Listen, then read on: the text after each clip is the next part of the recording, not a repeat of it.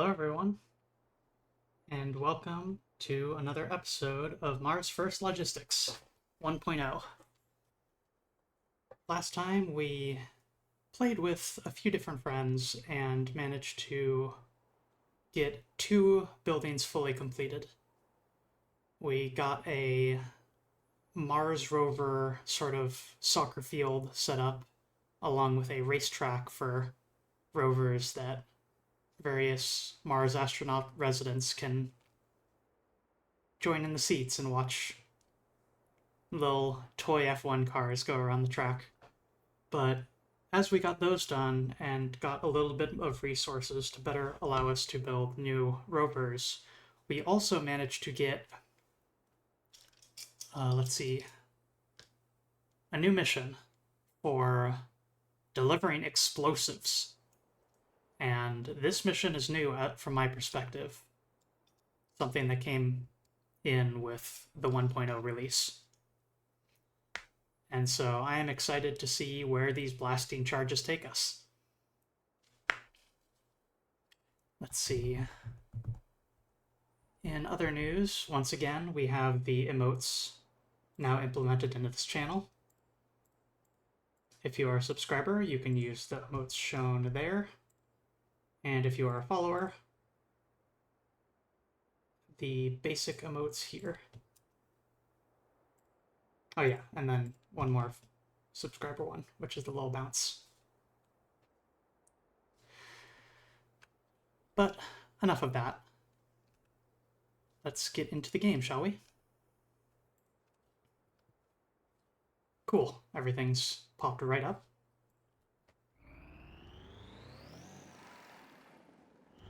Leaving off exactly where we were last time with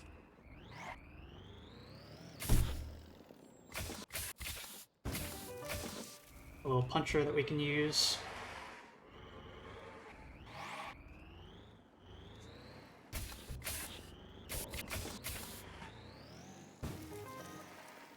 And so how this works is that you have a limited palette of parts, but when you unlock a new vehicle, it gives you a copy of all the parts that are needed for that vehicle.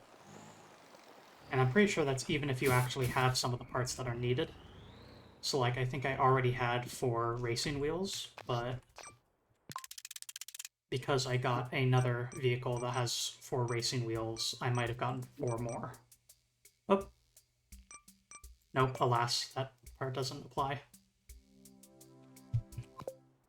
Any parts that you're missing, though, it will give you for free.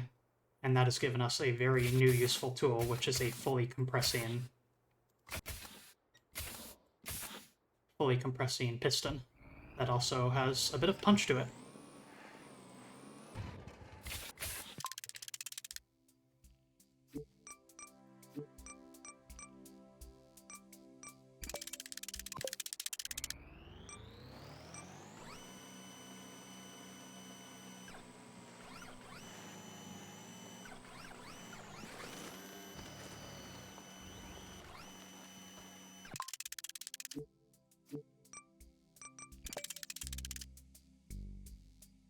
Here's that silly thing that we made.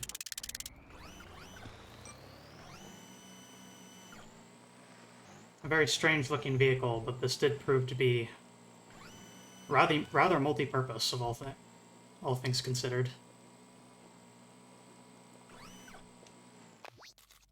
Let's see here, what's the closest checkpoint we got? Well, first off, we've never tagged this, so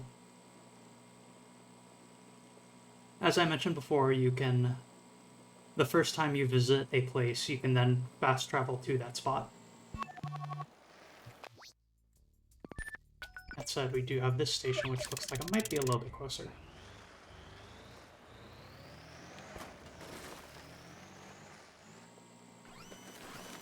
Looks like it is more or less the exact same distance away. And this one's through a rock field.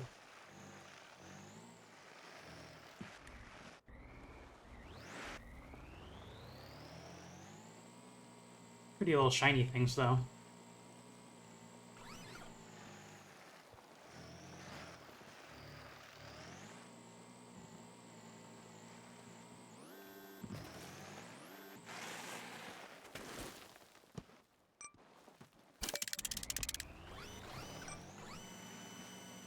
While you're allowed to reset your vehicle at no cost, the hidden cost of it is that if you are carrying something for a logistics mission, you will no longer be holding it when you reset. So you will have to re-grab it if you have something that's specifically holding it in some way.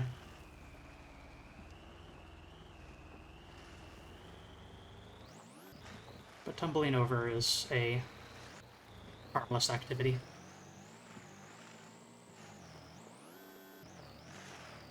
I hope you all have been having a nice day. Mine has been... I got some very much needed rest, and today's actually been pretty busy after I woke up, because I've been handling getting a bunch of object references for a bit of a self-indulgent commission that I'm going to be ordering for myself. I saw one of my favorite artists is taking commissions, and I put in a request for them to draw Mu, using my own money.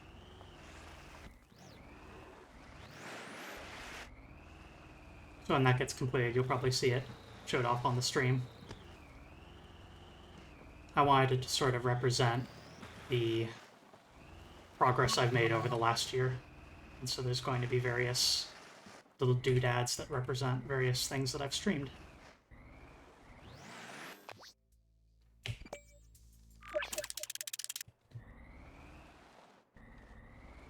Okay.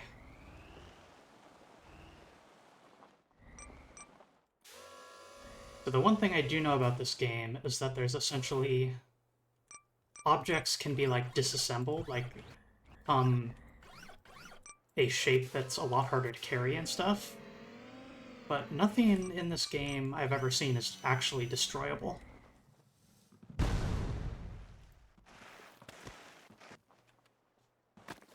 And this would be the exception.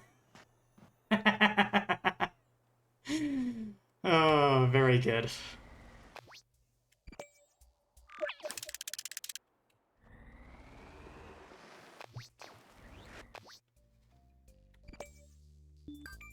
Reset mission. Alright, good to know. This is an object that we need to carry carefully.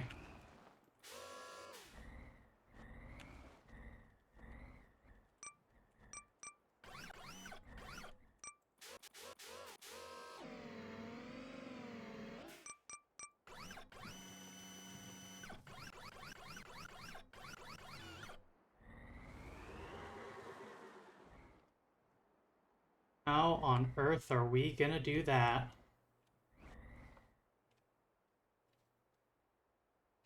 This is a ridiculous place to start from.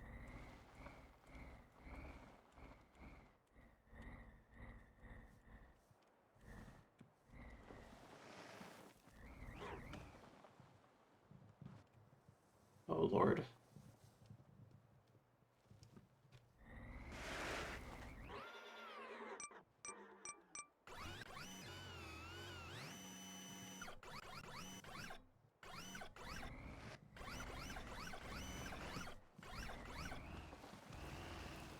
Maybe if we just don't actively slam it against something?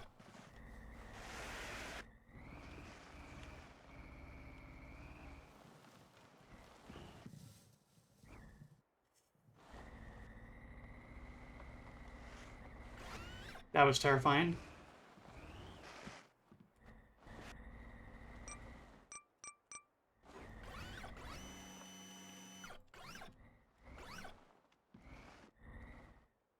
Right, I do have another angle of modification, but I'm not sure it helps for getting...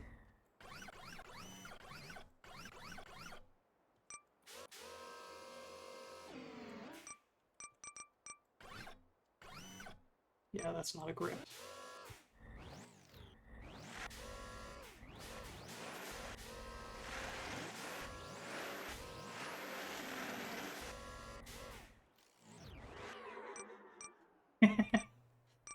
Oh, lordy.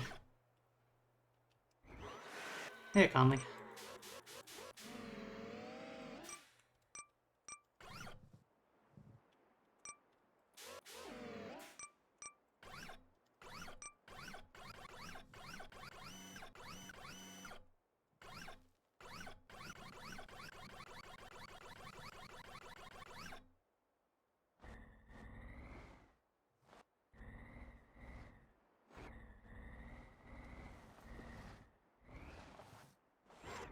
we are using a very non-suited vehicle for delivering some very fragile dynamite.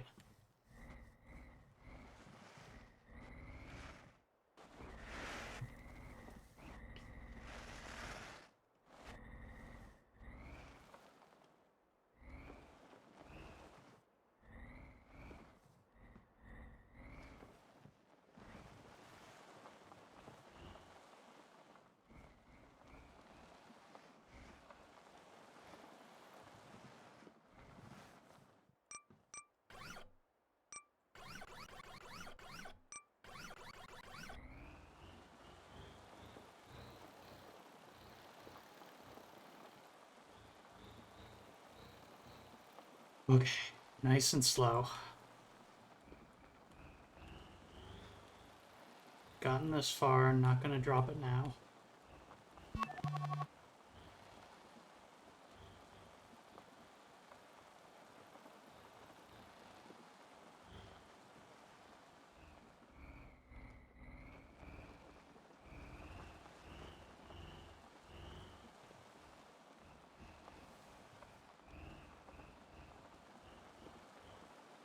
Let's make sure to store TNT atop this rocky mountain. Yeah. Thanks, other Mars First logistics scenes.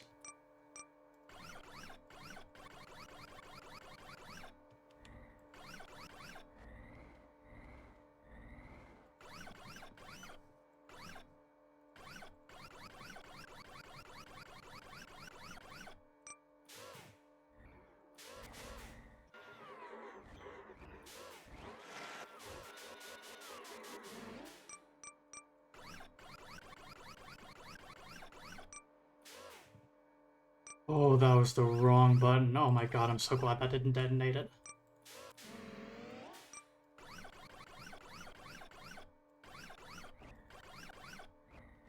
Jeez. Oh my god, let me turn. Let me turn.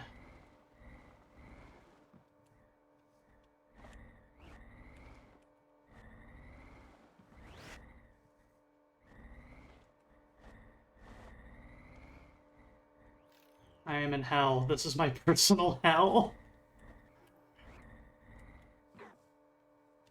I am so very scared.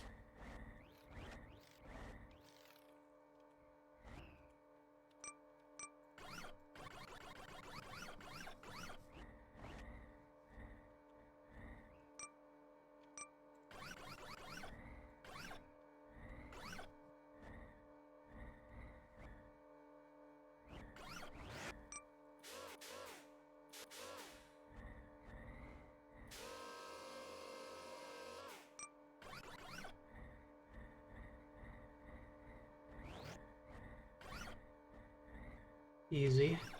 Easy.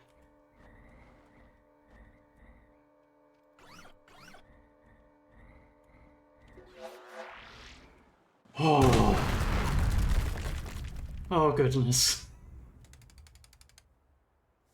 Blast site completed. Blueprint unlocked, and 2 new parts. Okay, yeah, so the drill part can be used to mine raw material deposits found on rocks. Mine some raw materials to proceed. This is a feature I had heard about that I am very, very excited to engage with.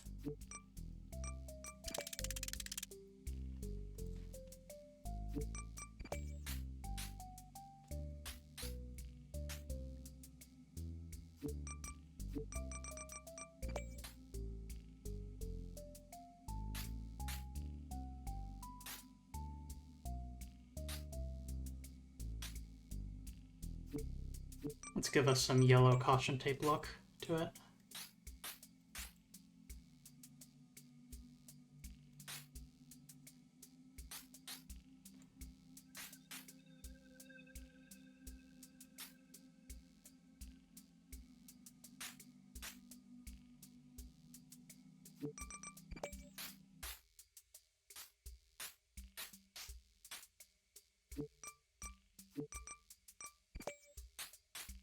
I keep missing.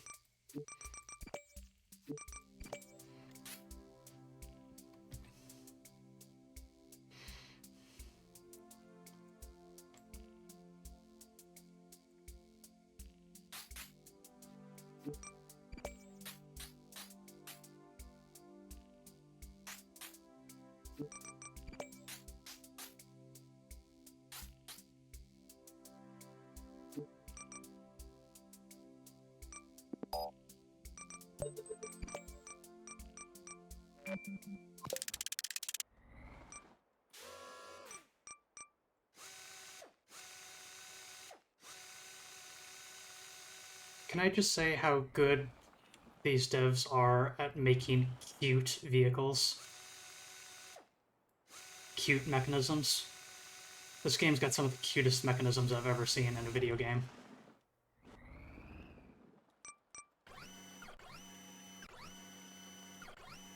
Just look at this fella. Like, look at him.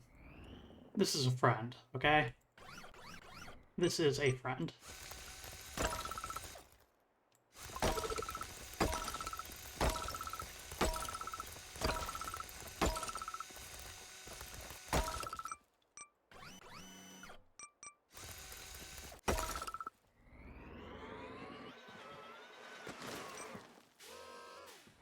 New contract. Build monorail. You just accepted a build contract. Build contracts can be completed by using your theodolite part to connect the stations with required structure. Most structures require raw materials to build. Find raw material deposits on rocks and use your drill to mine them.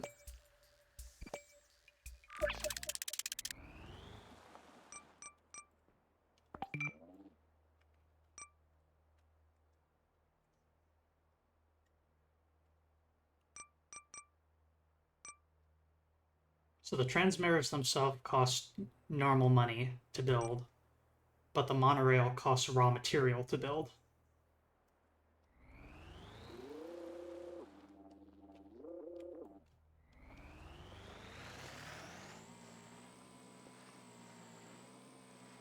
And so that's what all those shinies have been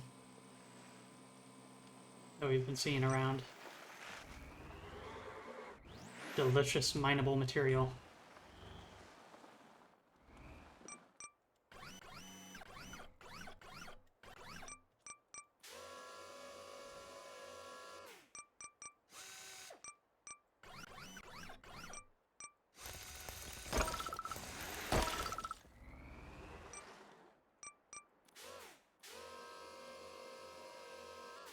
Another cute aspect is how they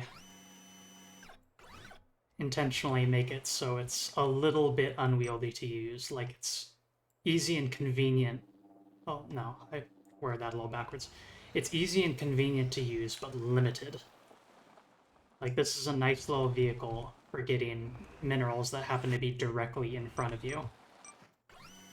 But this vehicle is going to need modification if you want to actually collect stuff that's a little bit more in an awkward position.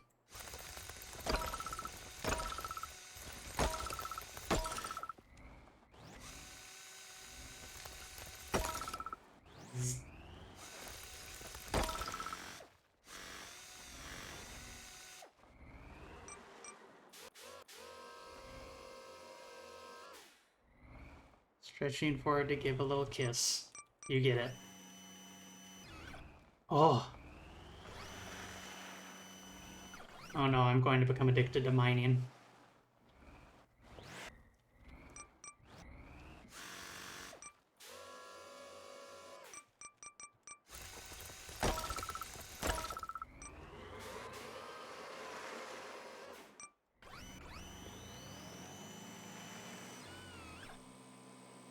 It's so tempting, though.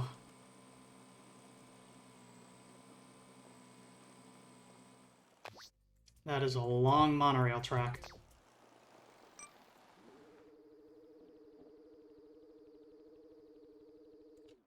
We are allowed to put them 2,000 meters apart from each other.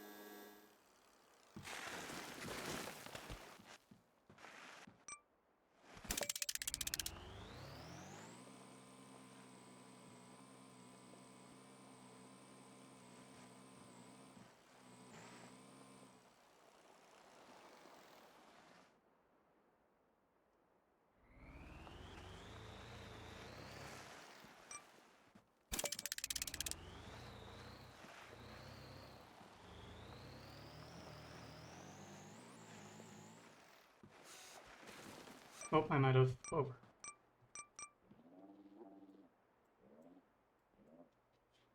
That is the wrong one.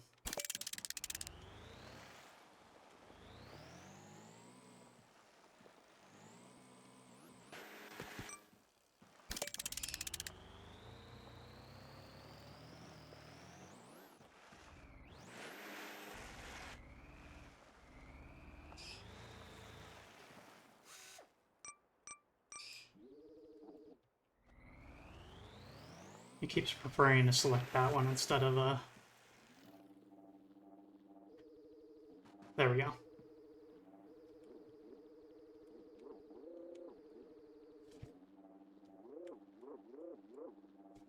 That way. Boom.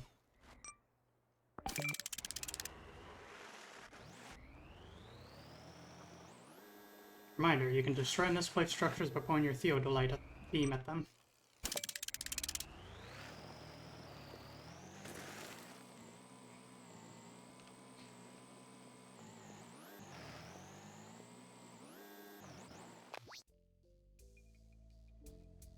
Might actually be faster to do this. Warp over here and then approach it from the side. That way I'm not stuck in that whole mess.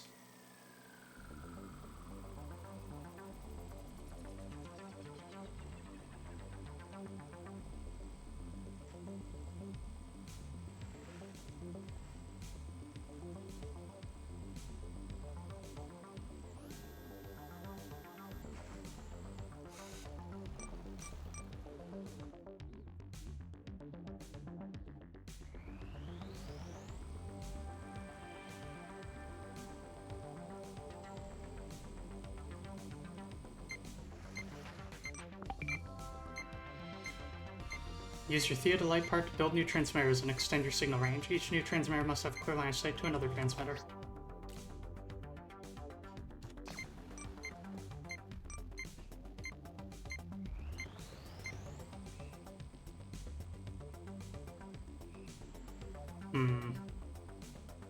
That's a problem.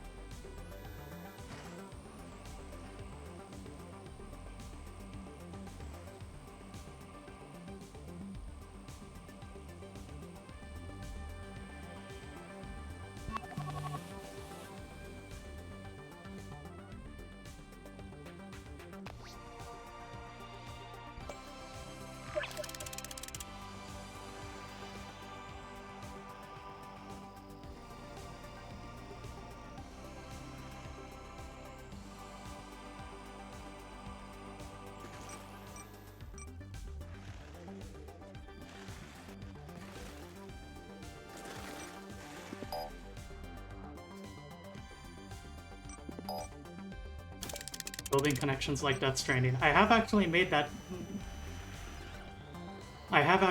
that connection before, where when they added in monorails and roads and power lines and whatnot, that this became the second ever Strand game, as Kojima called it.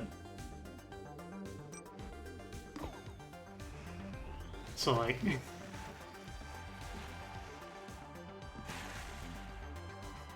You are not wrong, Conley.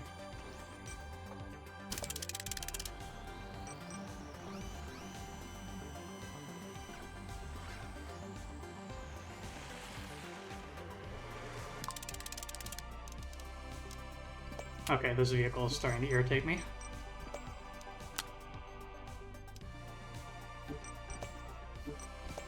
It needs a wider wheelbase. That is not the way it should be shaped. There we go.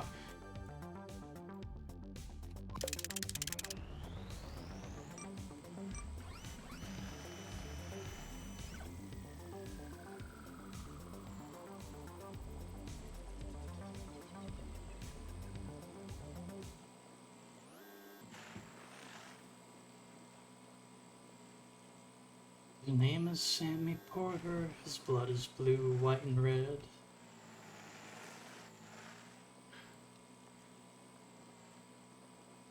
Corpses are exploding, and the rain will make it age. He's got boxes on his back and a fetus in a cage. I haven't actually played Death Stranding. I should someday. Like, hell if I know if I'll actually enjoy it in any capacity, but...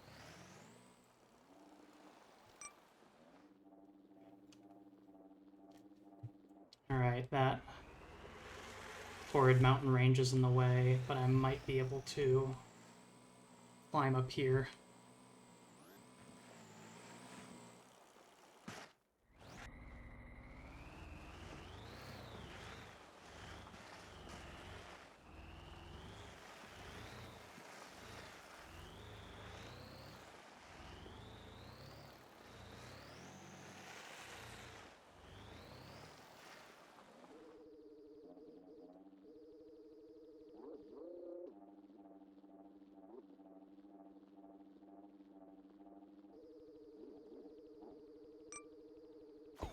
There, that works.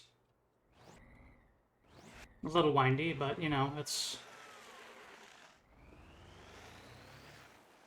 sketchy terrain.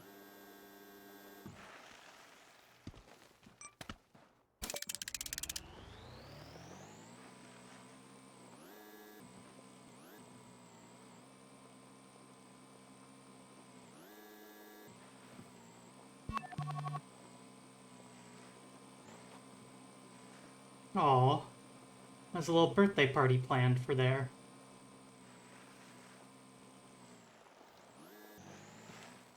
Every time I see one of those little structures, I think of this edit of a conversation that was had where they put the conversation dialogue into a Phoenix Wright Ace Attorney courtroom scene. And it's like, what is that thing called? Thing? It's a structure. It's a tent without pants. A tent without pants? What the hell are you? Slams table. Gazebo. Thank you. And so now every time I see a gazebo, I think tent without pants.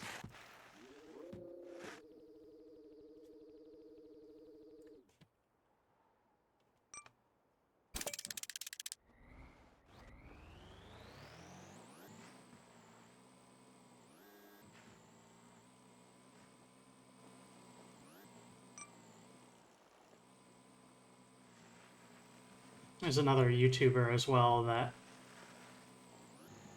would do... She never owned any Nintendo consoles growing up, so she was in the unique position of being able to do a blind playthrough of things like The Legend of Zelda, or Ocarina of Time, and stuff like that. And she talked about how when she can't remember something, she'll make up a word trying to come up with it, and tent without pants is definitely in the same ballpark. But the one that one of the ones that she had that one of the terms that she had that I genuinely now use in basic conversation is pie shovel. And it's like, you know exactly what object I'm talking about just from that description. I don't know what that item's actually called, but pie shovel describes it perfectly. And you probably know what that means.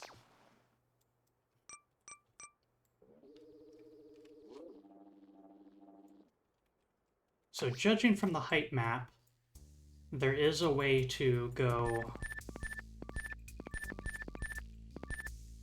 like that all the way through to the destination. So I should be able to put part of the monorail up here.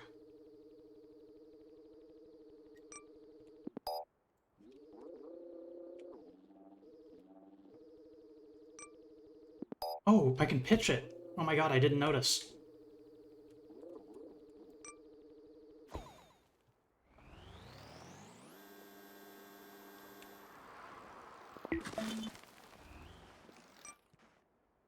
Yeah, another one that I remember of hers was Letter Distillery for post office.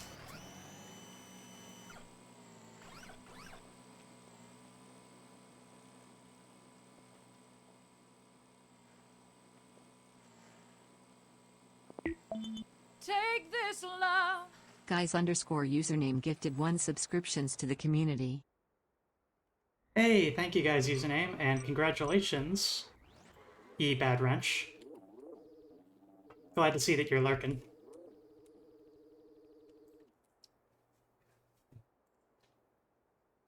You haven't messaged me saying that, yeah. Okay, just check. And enjoy your emotes.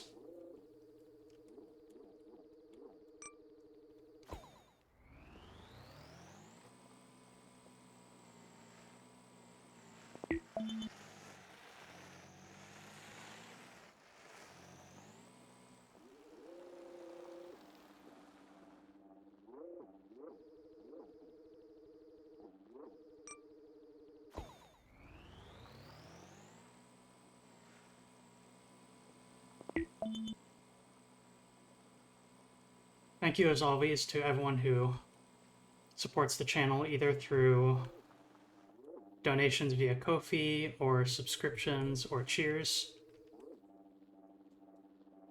This is, to be completely honest, more or less my dream job. I get to talk about... I've always had a long-standing fixation on indie games and the wide variety of experiences that are possible within them. And so being able to highlight games like this, unique experiences, and make some money while doing so is just straight up, once again, dream job.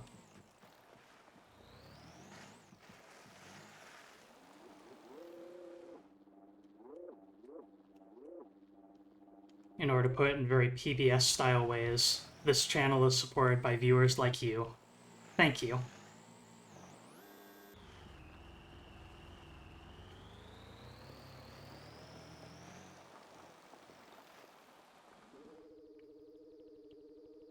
The thing is, I've actually, for a long time, like, already, have recommended games to people, and,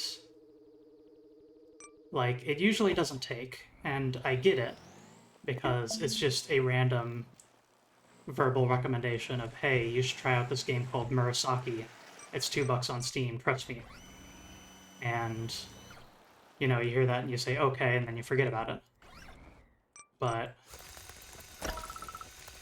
through the use of making videos and providing visual reference of what these games look like and being able to talk live while it's happening on the reasons that I find them so fascinating, does a lot better to sell people on the games. And the things that I stream are stuff at large that I wholeheartedly recommend. And so hearing people say, oh, that I've discovered some real cool games because of you, that's my goal.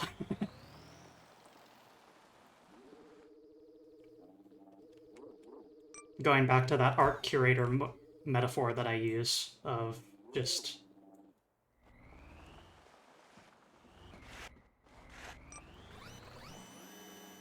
what I'm hearing from y'all is if we use the metaphor of me being an art curator, I am getting positive reception on the contents of the gallery that I've set up. And it's an honor to hear that.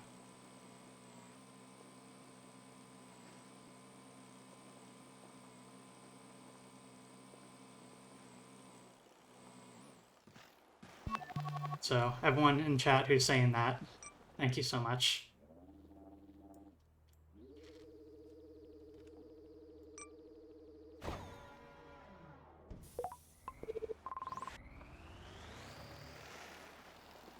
And there we go.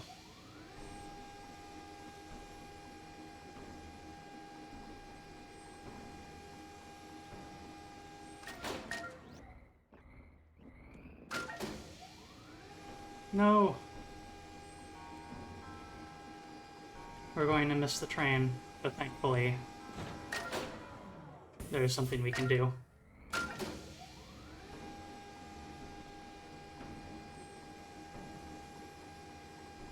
Katatema Tetsu is really a genius, and I'm glad that one of his works had such a profound effect on you, Conley.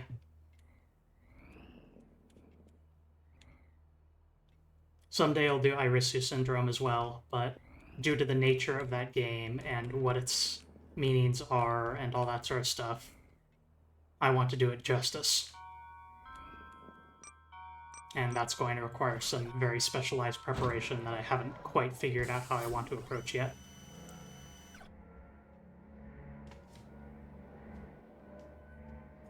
But would you look at this, you know?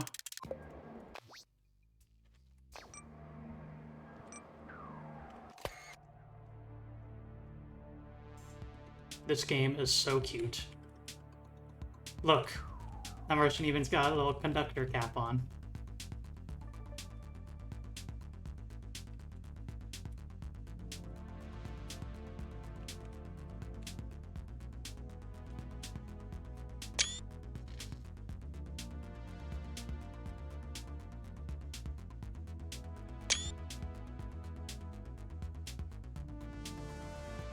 You can enter photo mode and take some photos, adjust it to nighttime. Take a photo in coloring book mode.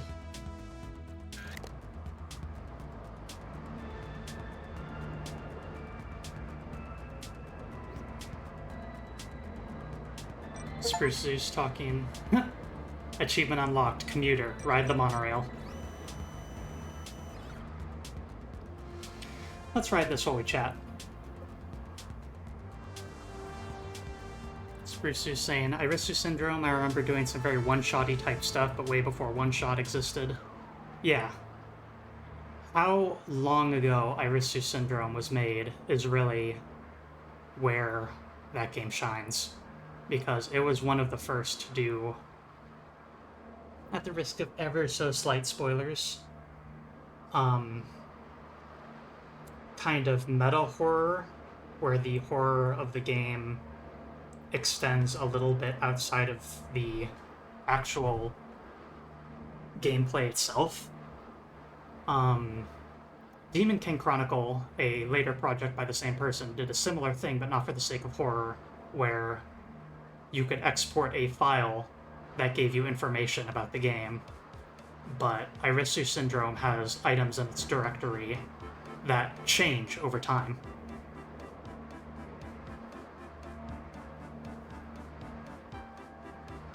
As you continue playing it, the text files and image files that are in the game's directory start to change, disappear, appear, that sort of thing.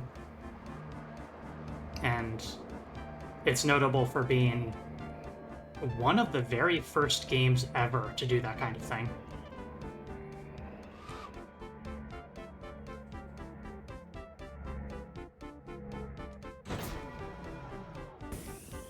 And here we are. let's not fall off the ledge.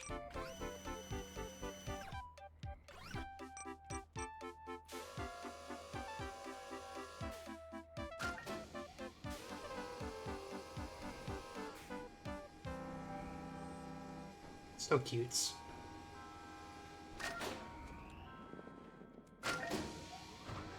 As Neve is wont to say.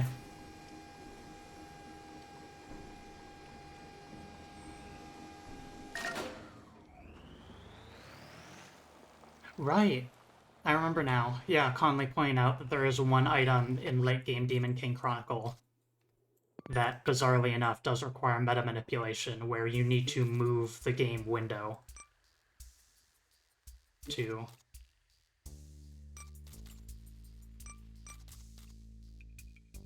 achieve your objective. Or to unlock a door, rather.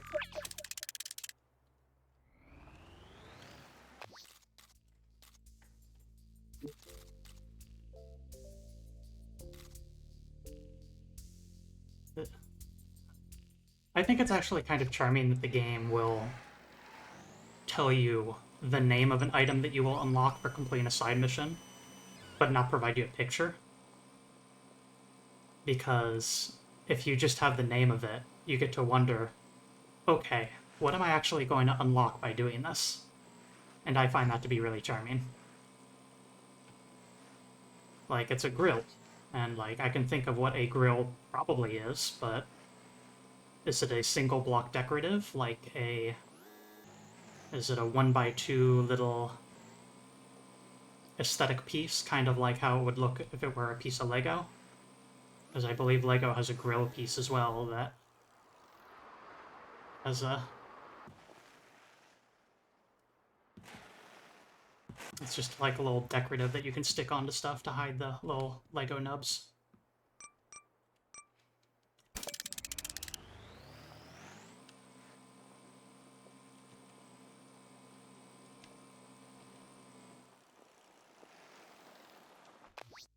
What a strange contract. Oh. I see what happened here. Okay. This hydrogen tank, when I streamed last time, was being carried by one of my friends. And they ditched it in this pit.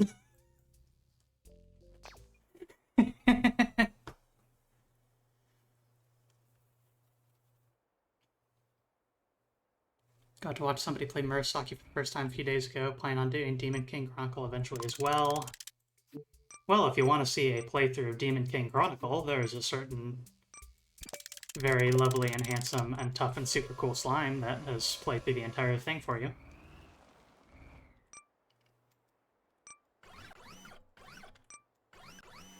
That said, I do actually recommend not following...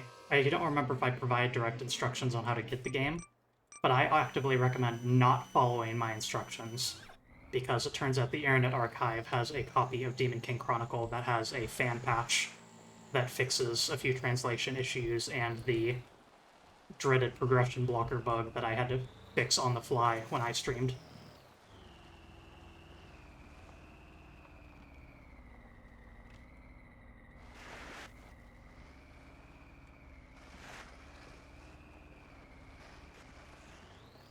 I'm starting to see why this hydrogen tank was left down there.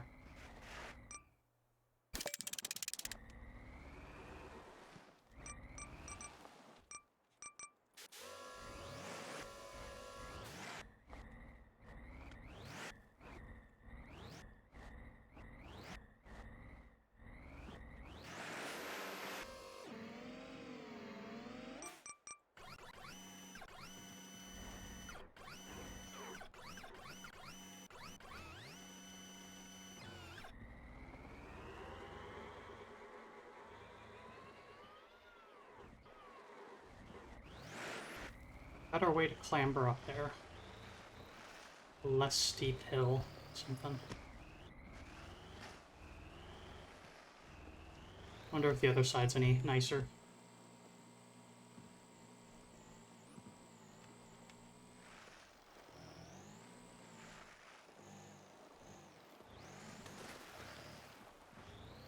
Yeah, thanks to Conley and Daedalus for helping me work out where the issue was and how to fix it.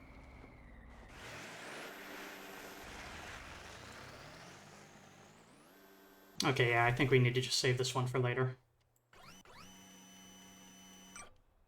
That's procedural contracts for you. Sometimes they're reasonable, sometimes they're not with the tools that you have. Oh, okay.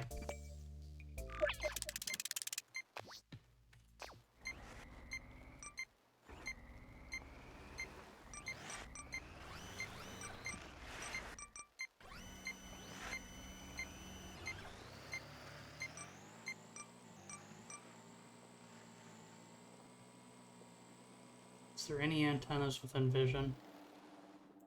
No.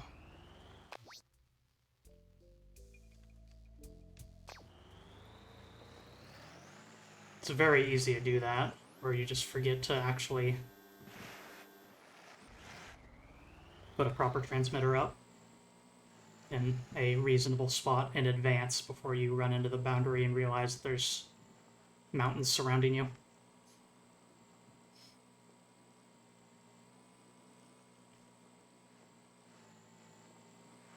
Murasaki I could especially see as being overstimulating if that's an issue for you, because that game does have a lot of visual background flair in the form of like rotating textures.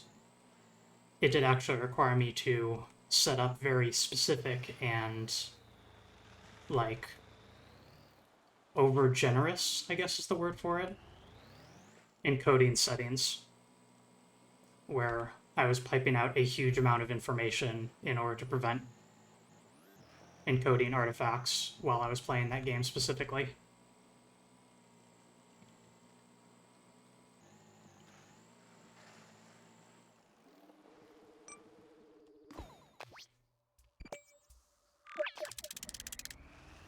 Perhaps by watching someone else play through it, you could control how much of the visual noise that you're exposed to without needing to worry. And if only there was... If only there was some cool and attractive and tough and super cool slime that has played it before.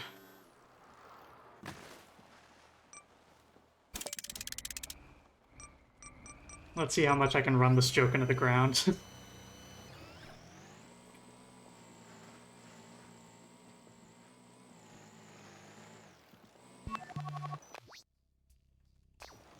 Okay, so, robot repair kit.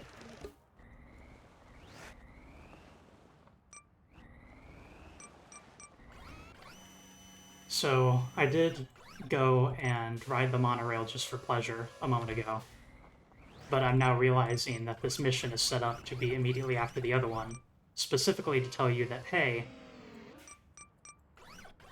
monorails exist for you too.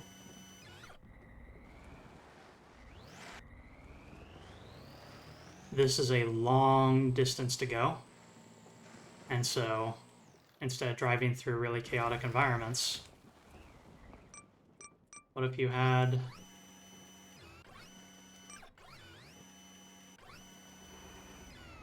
Oh, come on.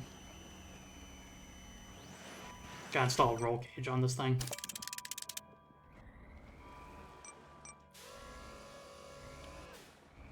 What if your existing infrastructure that you've already built allowed you to get there nice and quick?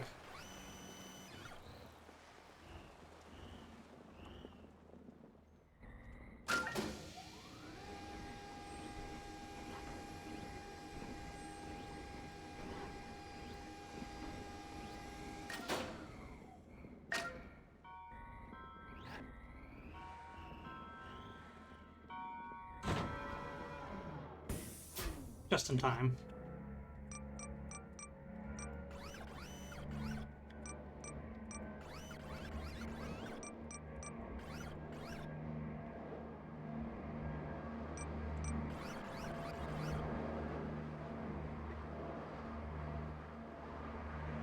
What if some cool and pretty slime had already made a monorail beforehand, just in case such an eventuality were to occur?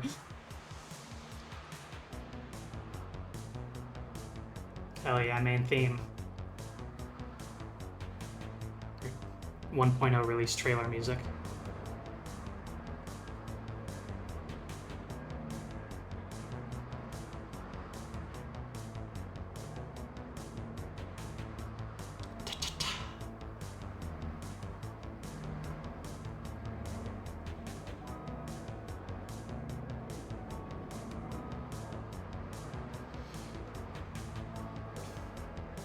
This game can be slow-paced at times.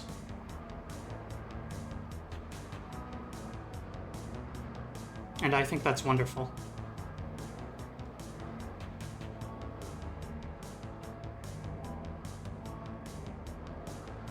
Slow-paced can sometimes be viewed as a sort of like derogatory term, but even for really fast-paced and chaotic games, it's always a good idea to have moments of break between them. Some incredibly fast games handle pacing by having moments of silence or stillness that come up occasionally. Another subset of them simply make it so one session of the game is short. And so the option to be slow-paced in that regard is to simply stop playing for a minute before you start your next attempt. The things I'm thinking about while I'm saying these things are games like Nuclear Throne, which, if you didn't know, the loading screen in between each of the levels, like the teleporter generating new map thing, that percentage counter means nothing. The level has already been generated a long time ago. It's essentially instant. That percentage timer is just to is a pacing thing to get yourself psyched up for the next fight. In addition, you wait in the portal while picking what upgrade you want, which allows the player to take a breath and think about what they want to upgrade, or clicking and getting mentally prepared for the next breakneck pace fight that they're about to get into.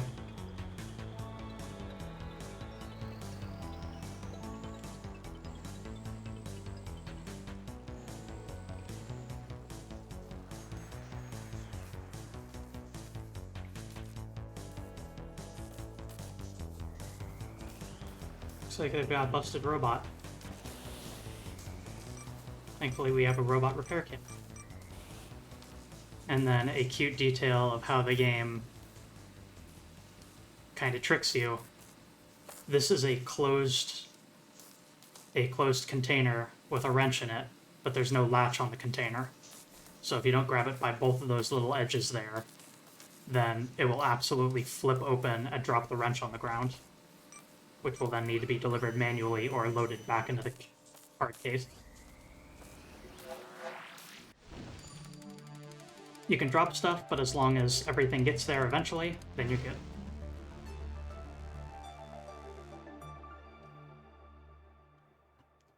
Combat Arena completed. And with it, we've got some cool new parts.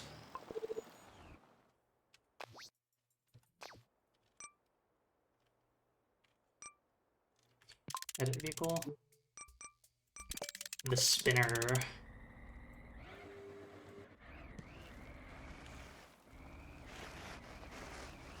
Some of the buildings in this game are designed with the intent of having multiplayer active, and this is one of them.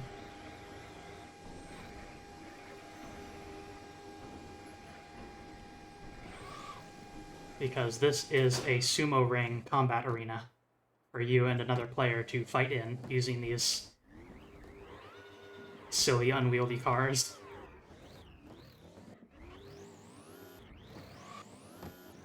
So instead, I'm just going to give them a breakdancing show. Yeah!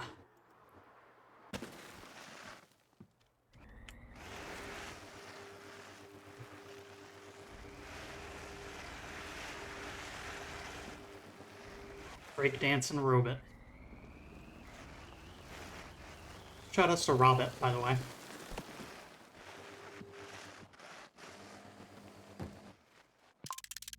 And we've got these joint things here as well. That's a new piece. And we've got a high-speed motor. And counterbalance weights. Honestly, might be useful to attach to our current vehicle, if we can find a good spot for it.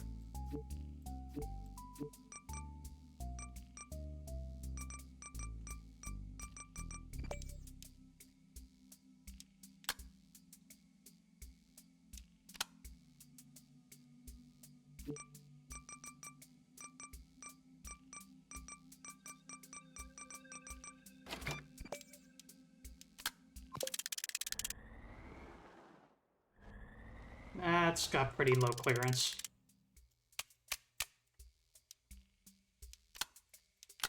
How about on the top?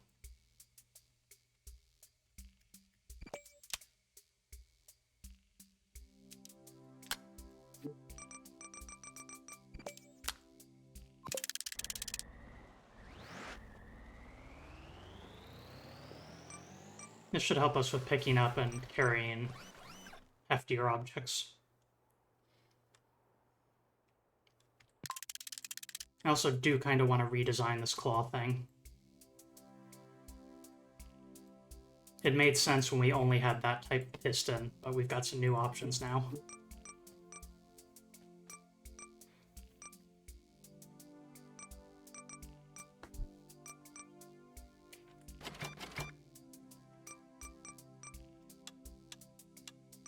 Nice feature as well is you can actually, for objects with multiple states, you can pick what the default state is when you put it on the vehicle.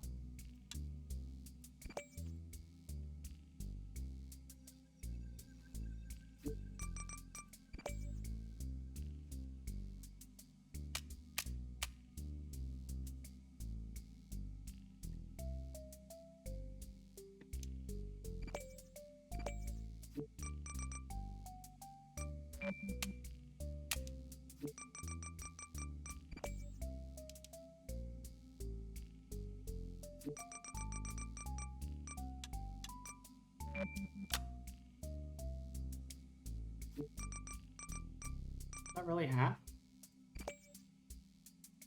No, it isn't. That is.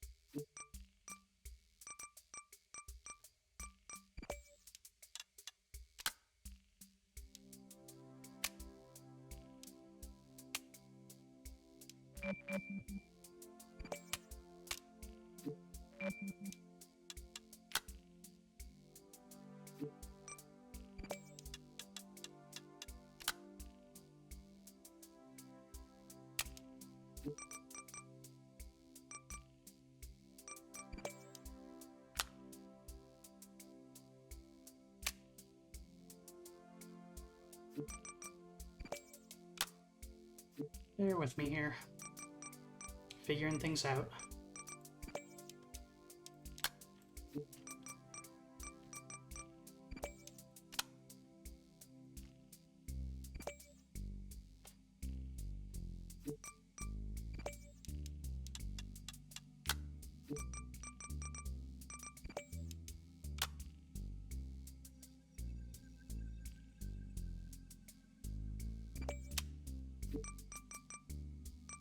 Half spacer. Perfect.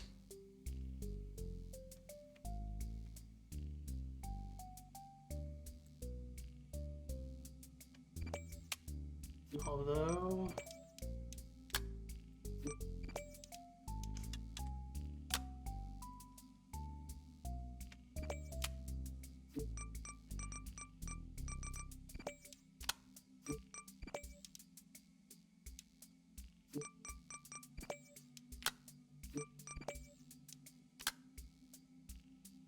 there.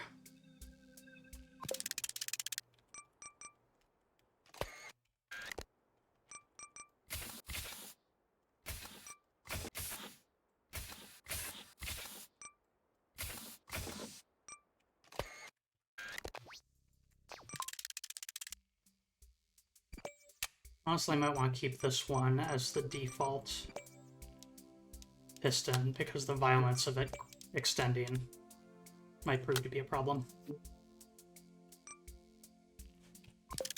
Put those on the same channel.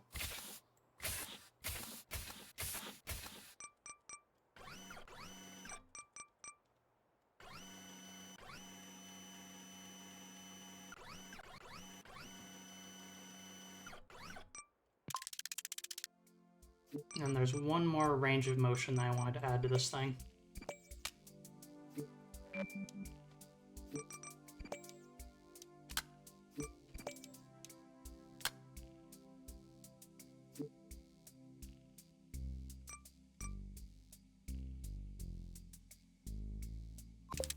So.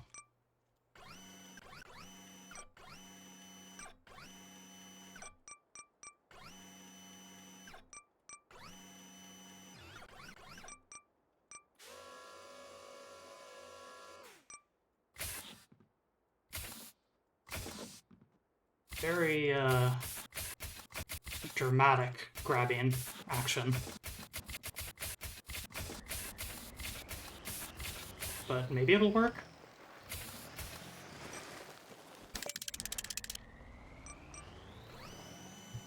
What a ridiculous little goofy thing I built myself. Make sure to save it. And what's next? Deliver an ice cube.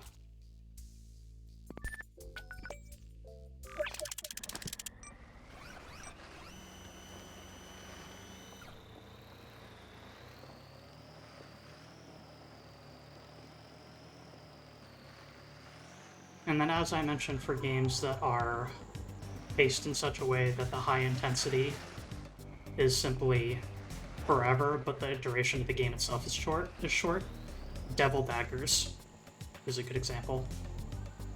And its sequel, Hyper Demon.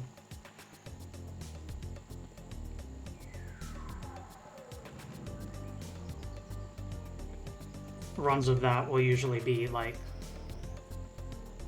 a minute. And getting 300 seconds in one of those games is a astronomically skilled feat to achieve.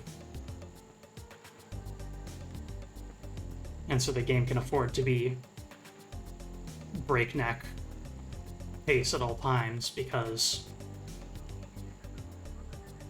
once the run is over, you have a moment to breathe.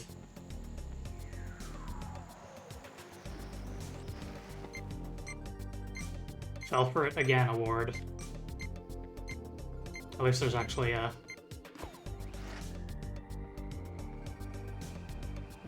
pylon within view this time.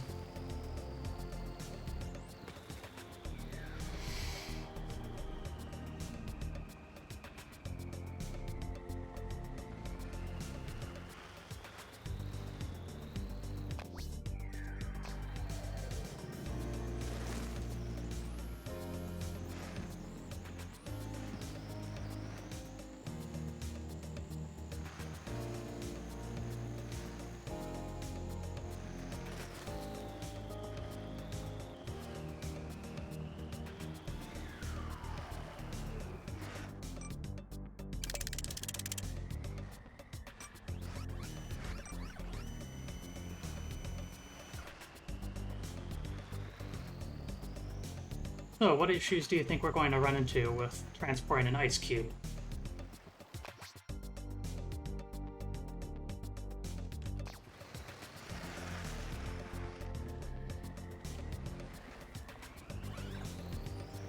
Vote on your phones below.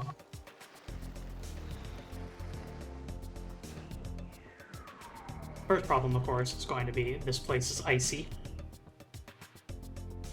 Hard to grip, I believe that's true. But there's a more notable one. It melts. That's the answer. When we take it out of the ice rink, it's going to start melting. We have a time limit, and the size of it is going to lower, which means that we will need to be adjusting our grip as we go.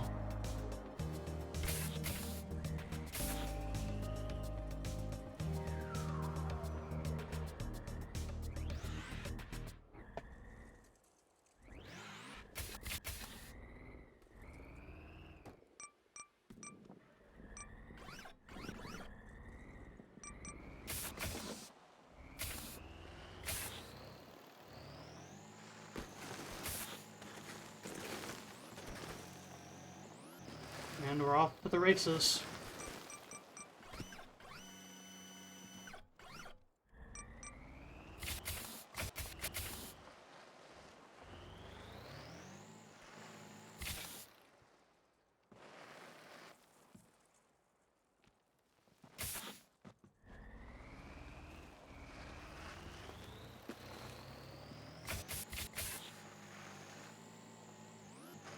Thankfully, we do have it kind of wedged on our theodolite right now, which is helping.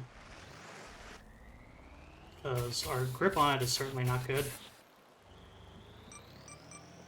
In fact, we're not holding it at all right now. We are just like shoving our paws against it, and while the rest of it's being held by the rover's body. Did I just call this thing... Did I just describe those as paws? Whatever. Rovers are a type of animal. Puppy rover. It's even named Rover. Like... Okay, no. You know what? Never mind. Yeah, absolutely. A Mars rover is a type of dog.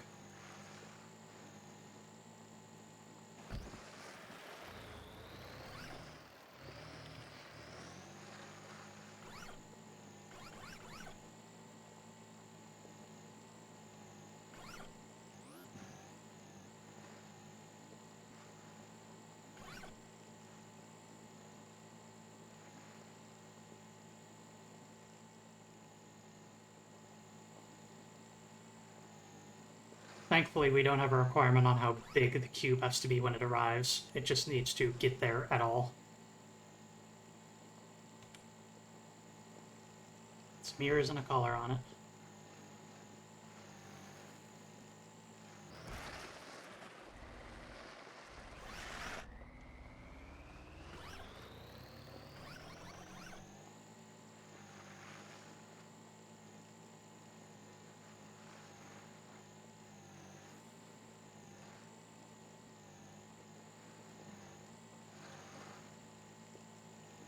A wild rover, roaming the plains of Mars. But because it's such a good boy, it feels happy to do deliveries nonetheless, despite being wild.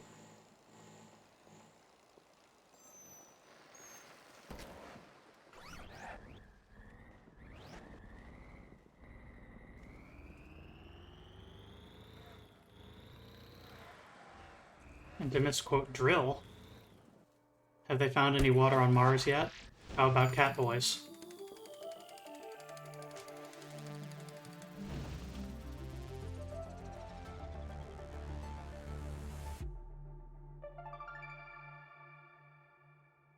That is a very intimidating diving board.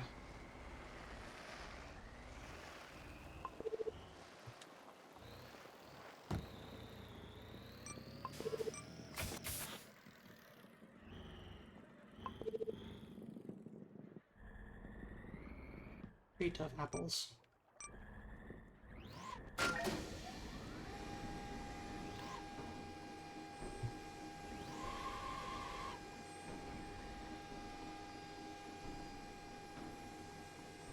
Intimidating.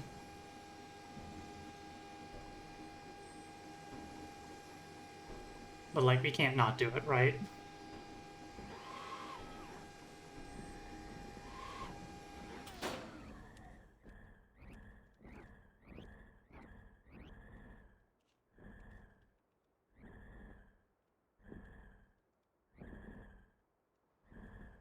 I've Austin Powers myself into this corner here.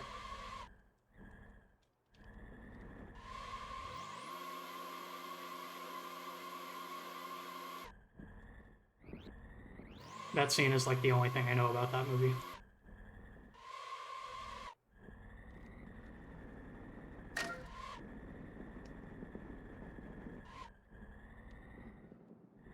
Are we too wide for the diving board?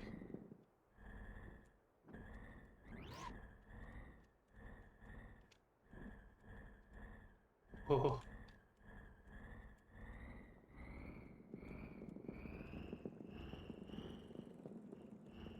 Here we go!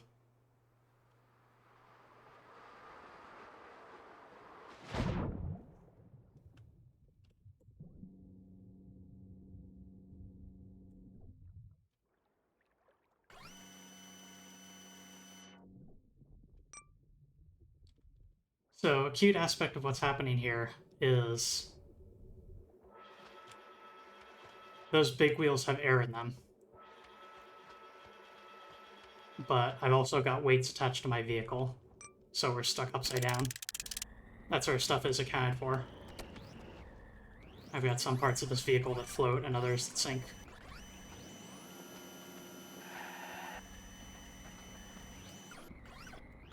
If I put enough weights, then I could drive across the bottom of the pool.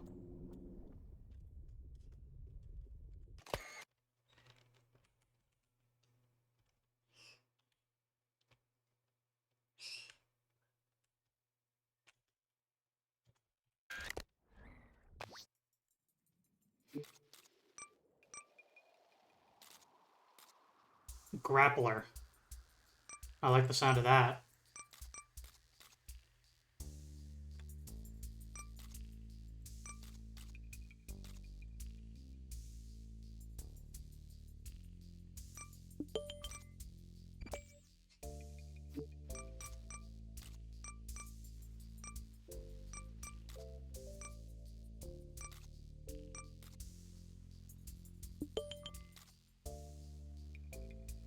Heavy spring might be a useful item to have.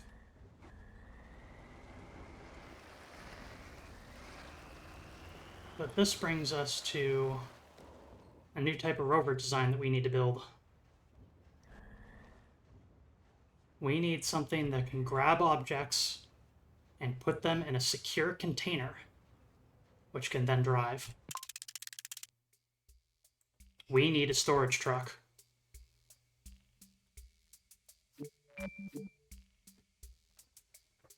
So, oh yeah, we haven't looked at the tour guide yet, so let's do that.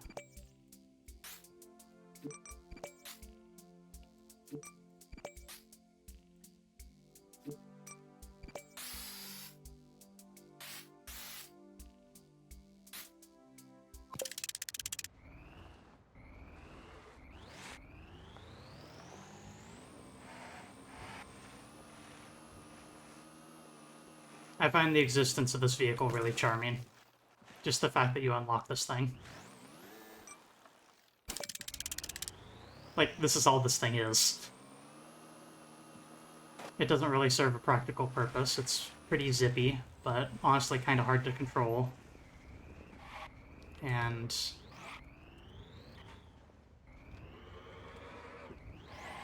but it's a little tour guide. Just a speedy little guy, exactly.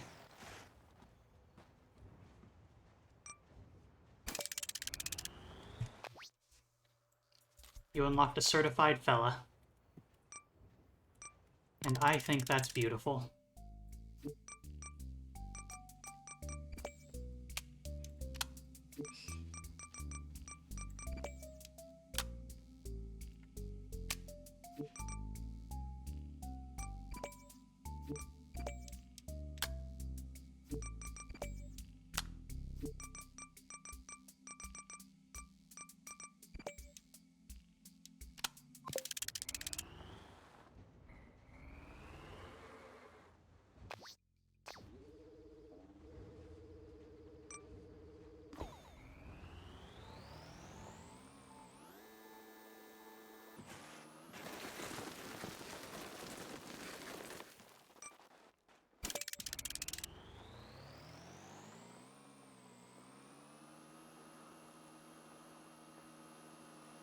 skinny, speedy fella.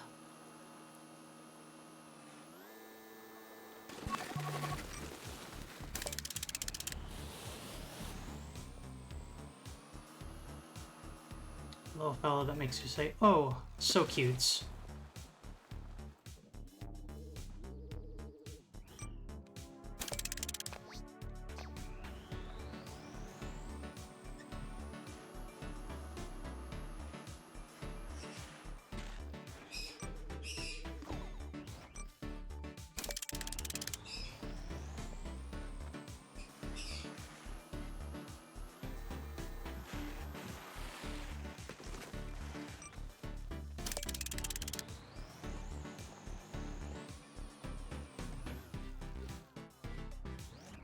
Yo, backflip.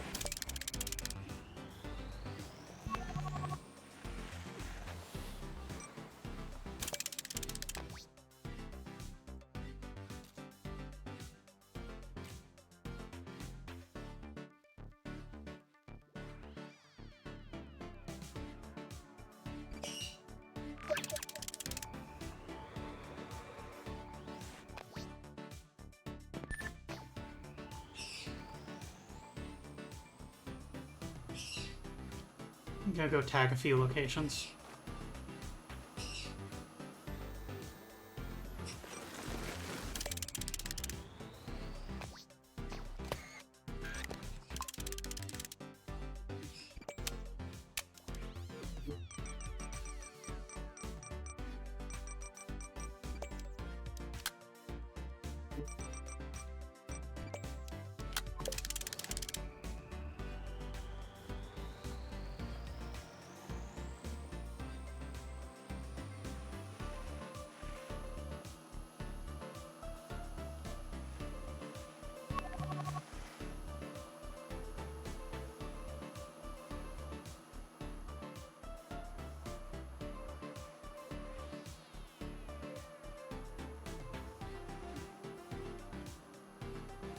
I just thought of something really another place. to another place. See you guys, username. Thanks as always for tuning in, and thank you for providing a gift sub to eBadWrench. Your support means a lot to the channel. And I am honored to have a fan like you. You too, Conley.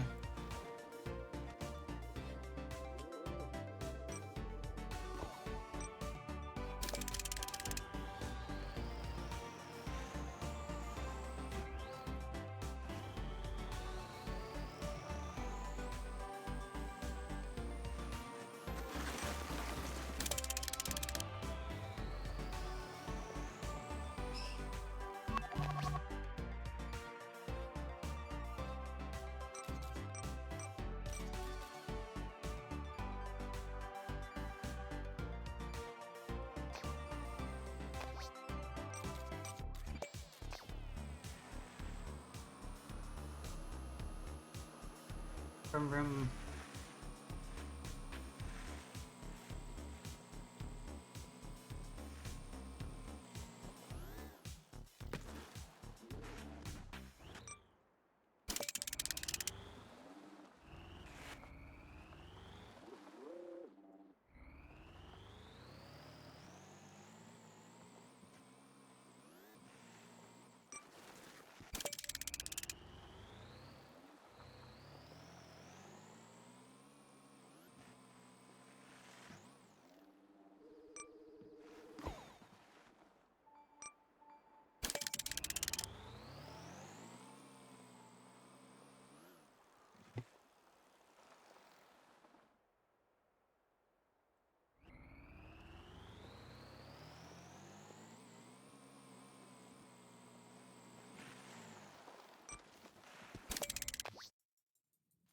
Alright, driving this is a little irritating.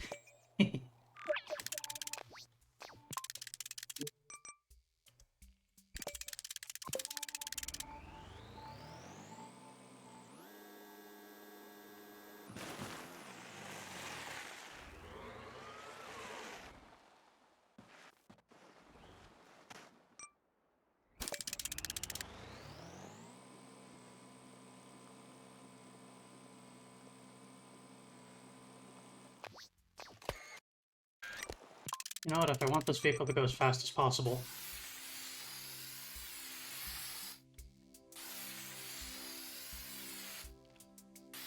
There we go.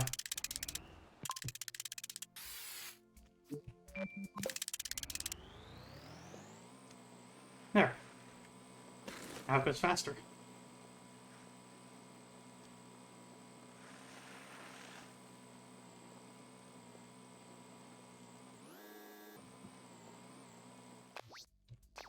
I would like to note once again that that is not a joke in any way.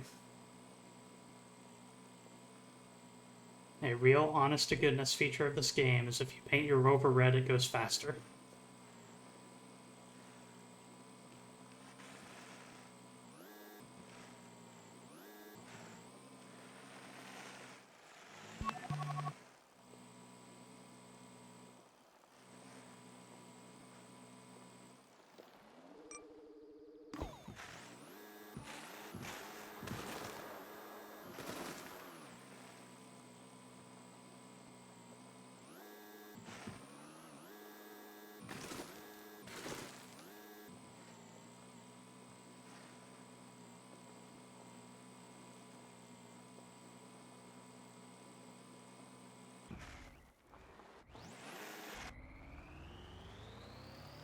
Everything in this game is so toyish. It's wonderful.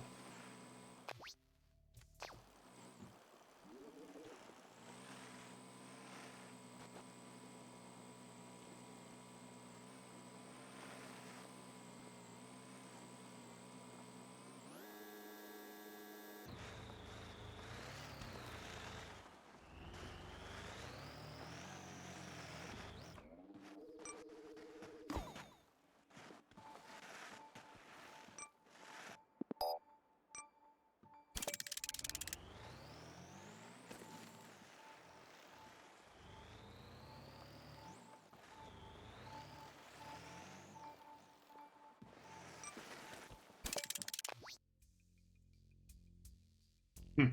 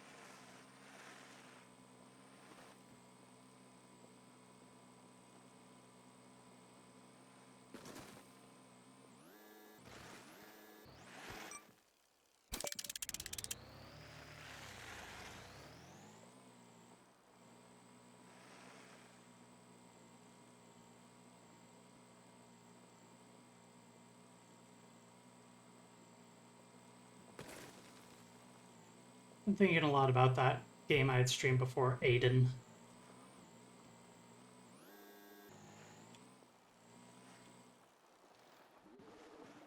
Just its music, its fights, its absolute willingness to do its own thing. And to define existing genres of any kind.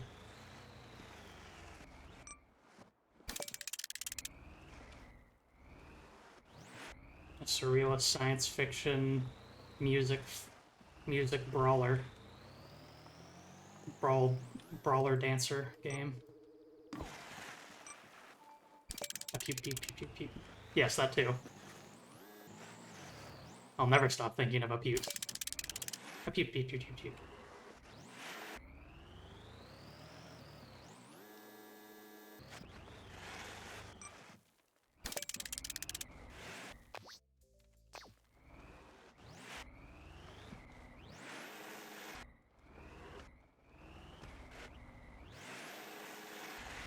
Please.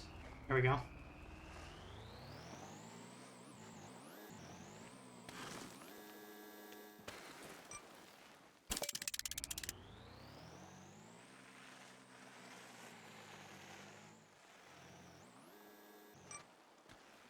Man, this is some rough terrain, huh?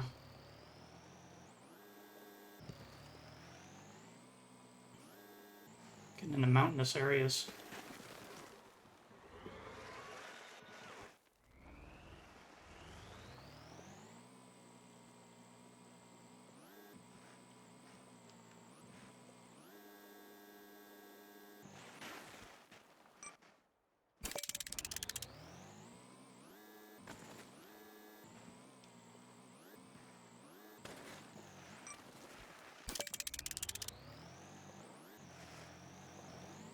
Controlling vehicles in this game can be pretty fiddly, as you can see, especially with how the terrain is in this game. And the wheels have a little bit of built-in suspension. You can kind of see them bouncing up and down with the ground. But the thing is with terrain this rough, it's not enough. And thankfully, last stream, one of my cohorts that was joining me did notice that there was a contract that allowed us to get a medium spring.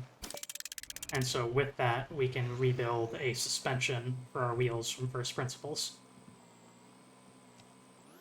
And by rebuild from first principles, I mean put a spring pointing upward above the wheel. And that's... because that's all suspension actually is. And let me tell you, it does work. That's one thing I very distinctly remember, is vehicles suddenly driving like a dream once I actually bothered to put suspension on them.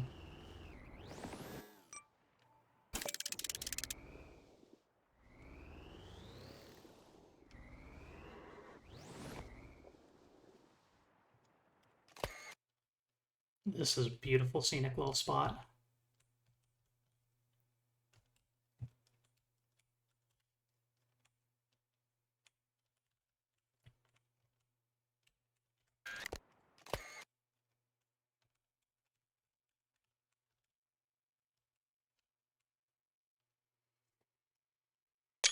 Lovely photo.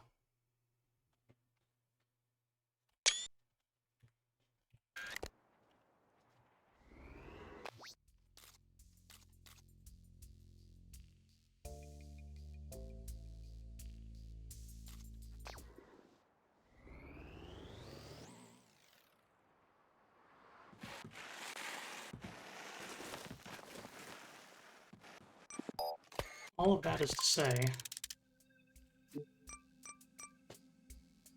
it might be about time for me to actually make a vehicle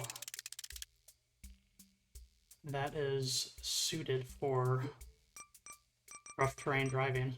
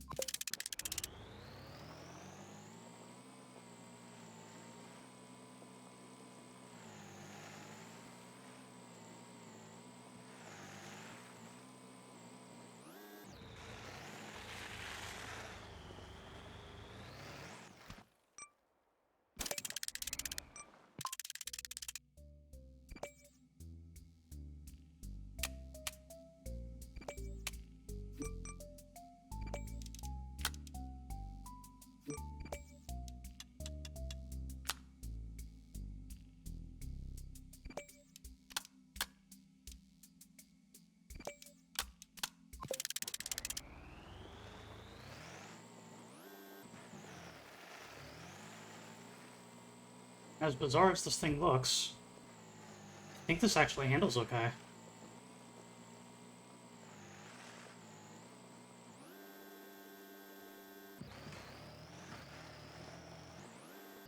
Like, look at that. We kind of just roll over mountains.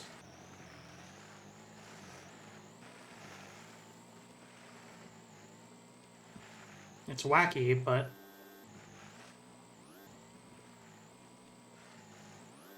it legit handles pretty well.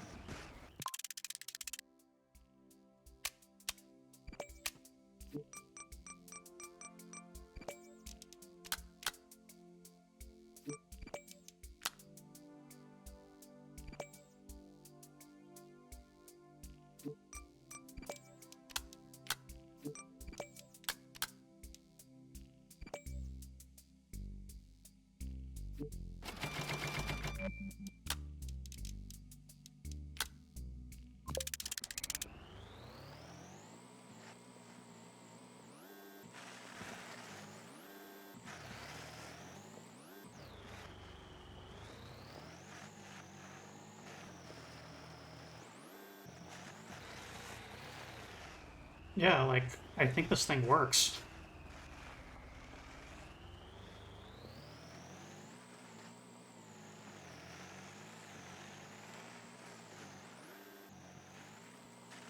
Plastic gear.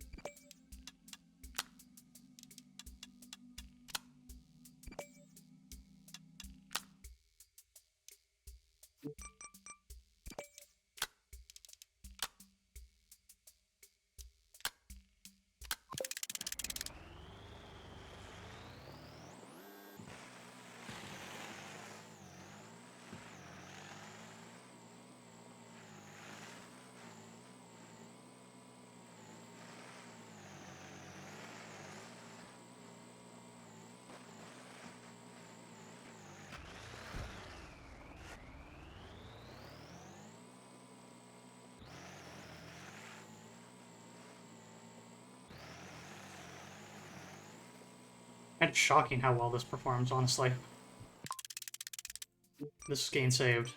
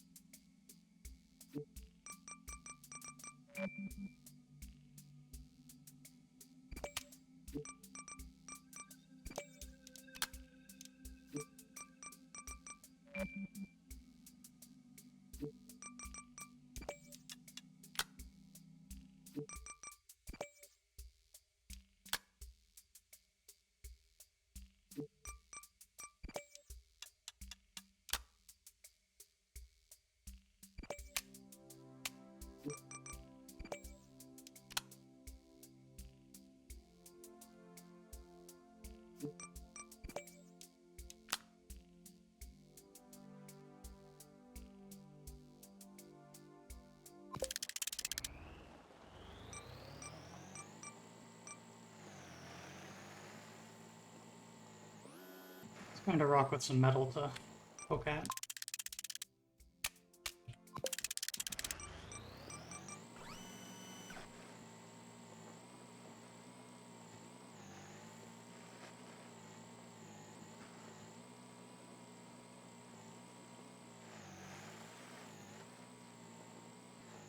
Any precious metals around here?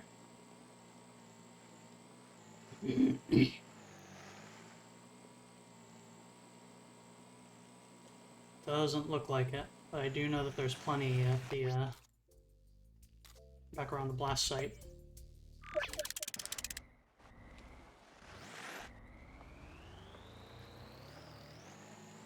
Our only hope rests with Link.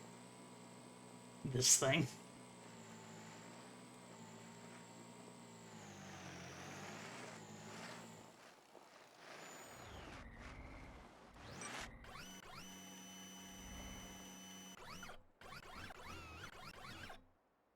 Oh, okay. Design flaw. We've got bumping into this spot right here.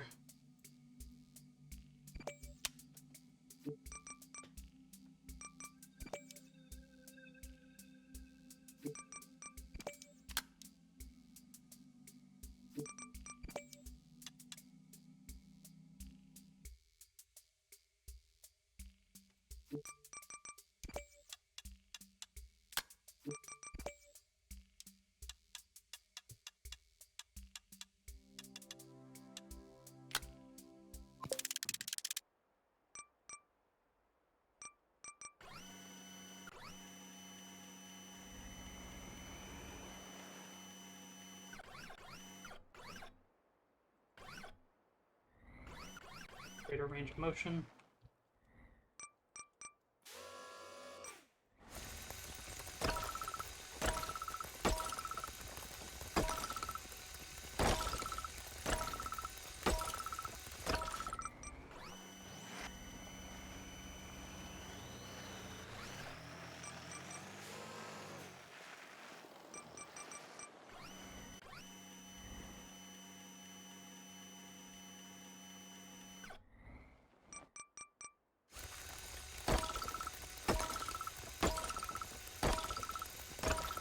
This is very satisfying.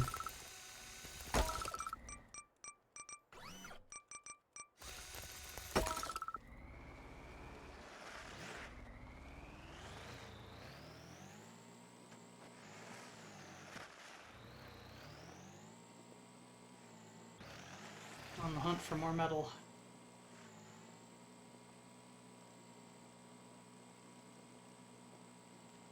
Where you at? Around here somewhere.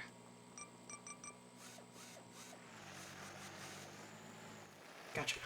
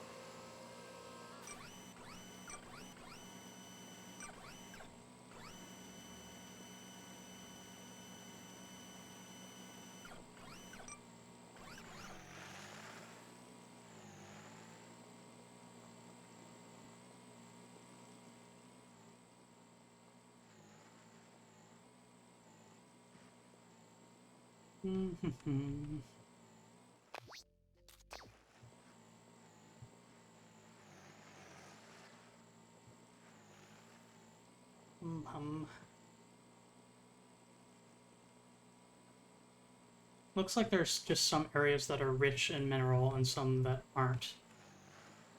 It's not just every rock cluster like this has minerals spread about it.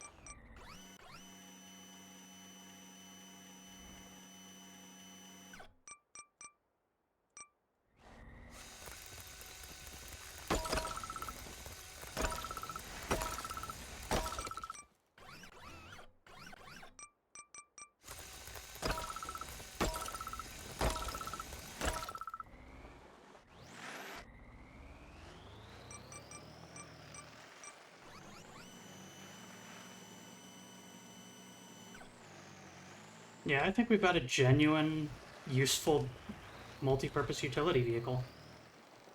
Also, this thing can put down infrastructure because I got a theodolite on it.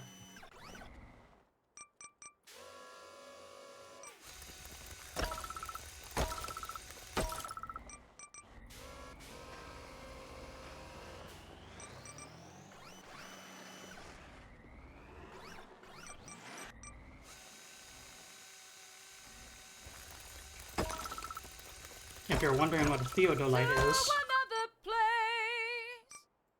if you're wondering what a theodolite is, I recommend Googling it.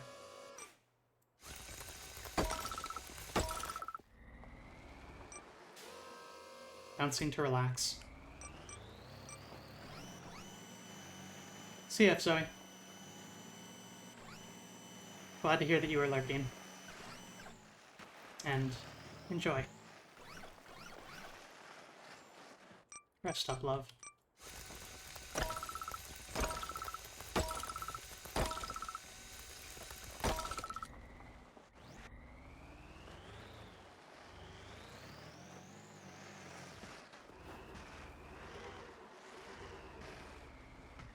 I think I see mineral over there.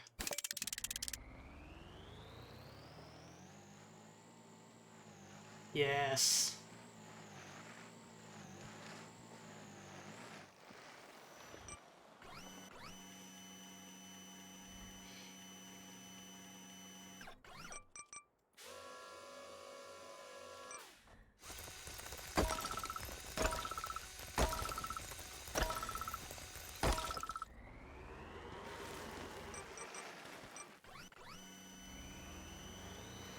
I am calling this vehicle field tested.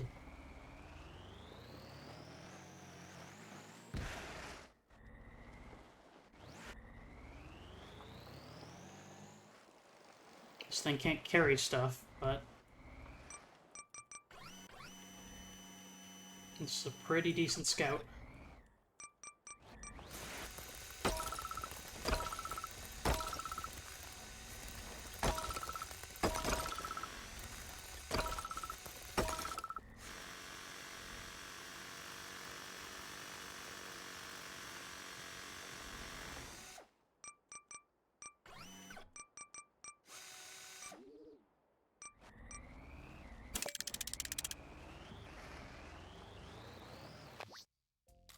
Hmm.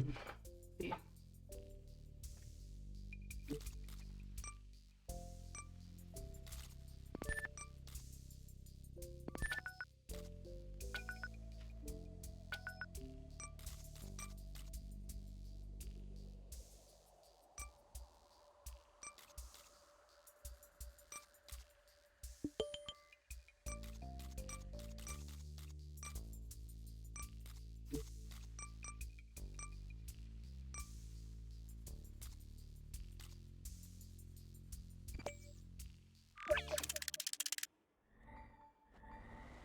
Where it all began.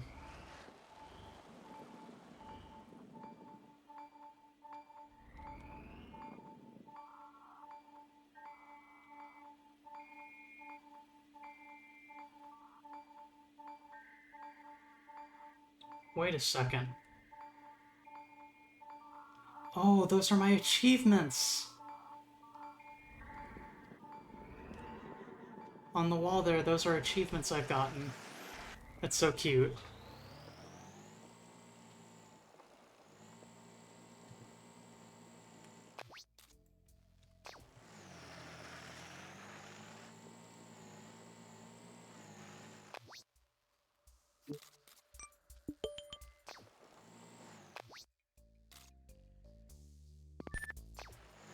One thing I do remember is that the ore hauler is a extremely, extremely valuable vehicle for the parts that it gets us.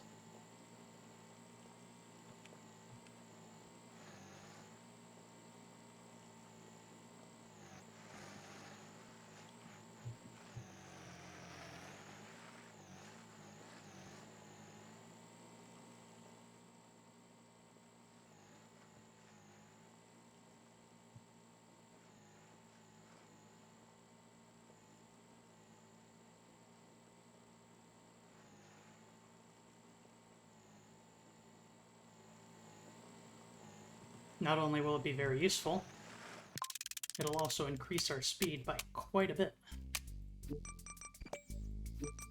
Speed of increasing speed. Let's see if this thing still works well with the tiny wheels.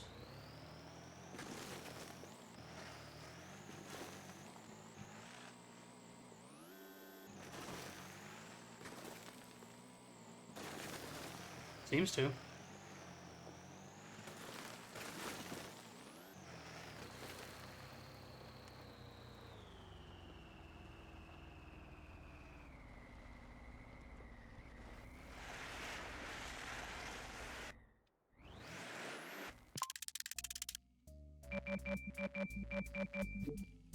Maybe not worth it.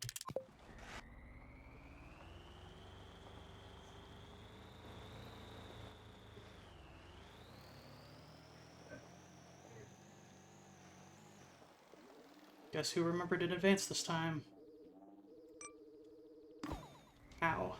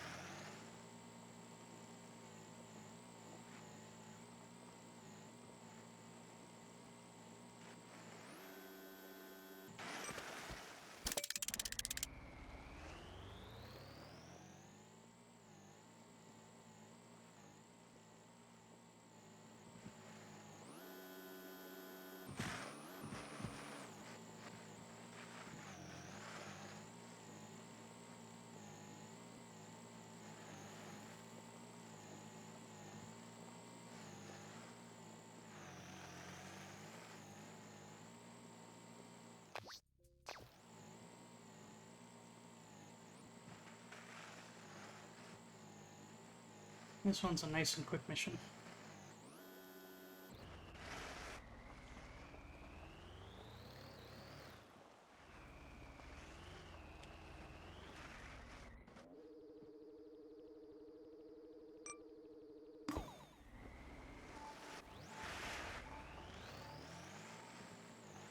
Just need to pick up a rocket fin and then bring it down one hill.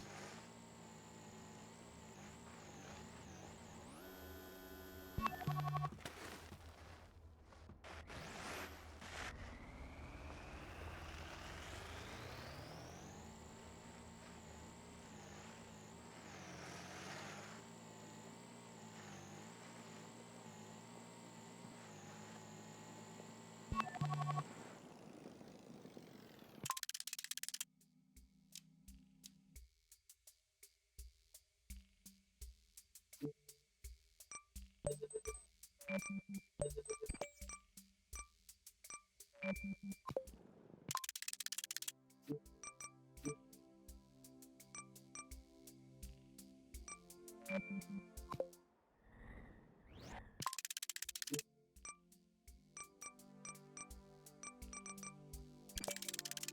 wonder if the basic crate carrier could handle this. Or my modified version.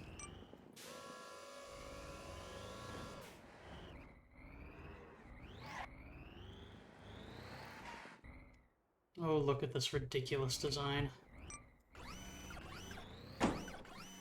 Sort of thing produced when I had no better resources to work with.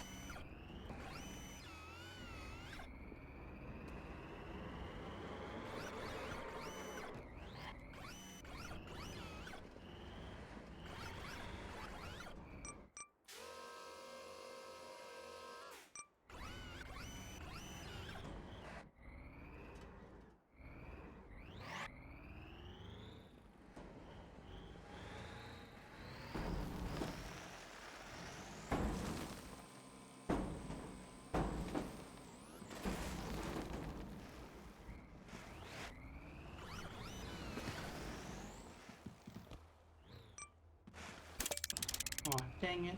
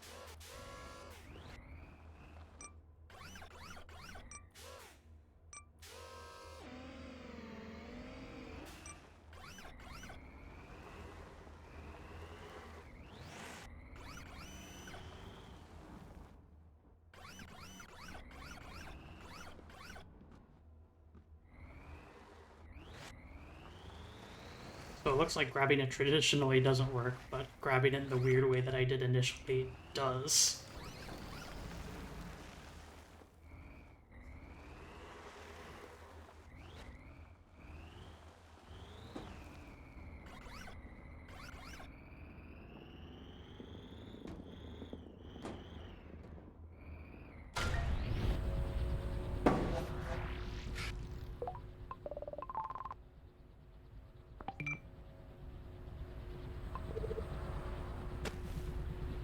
The rocket part provides large amounts of thrust, enough to overcome Mars's gravity.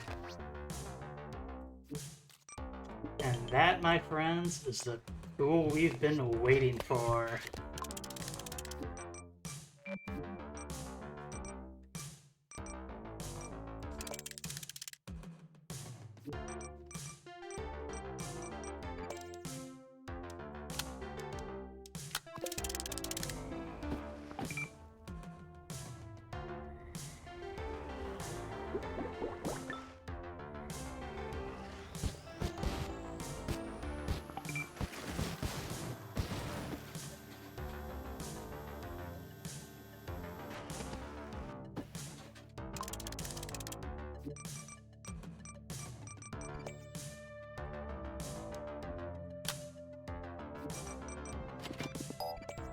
Fuel tanks, however, are expensive and fairly heavy.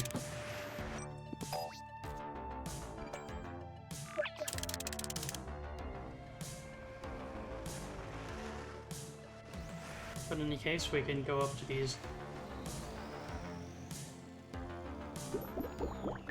little stations.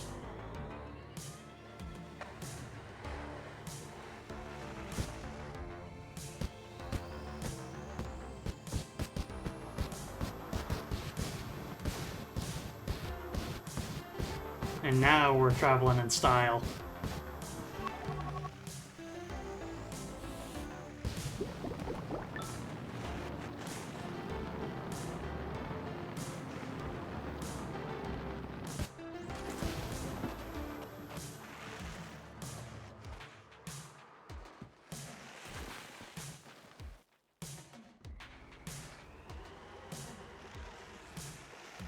Strange lands over here.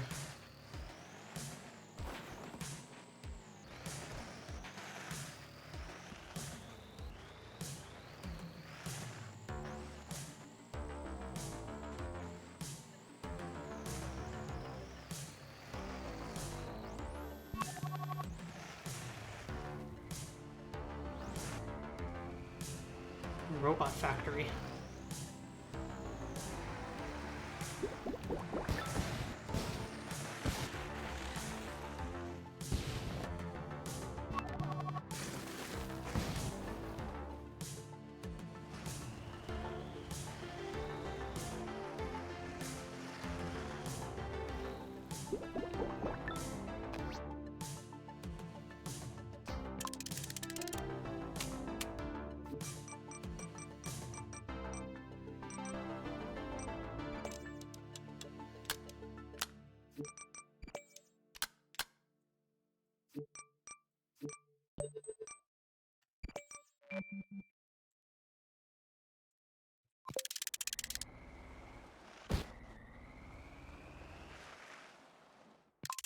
Okay. And new vehicle. The ore lifter, which also gets us not only those jets that I mentioned, but also gets us these nice hook shapes.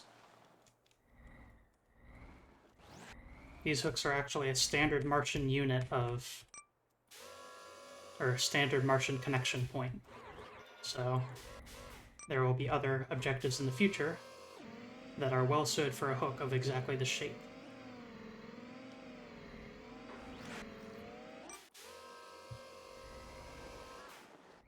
Pick up the ore.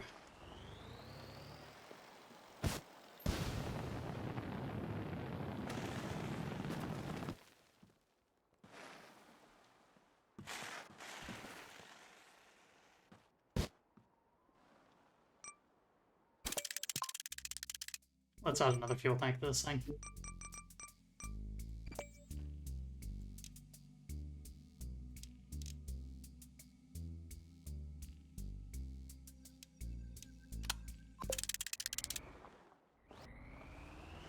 Go back, refuel.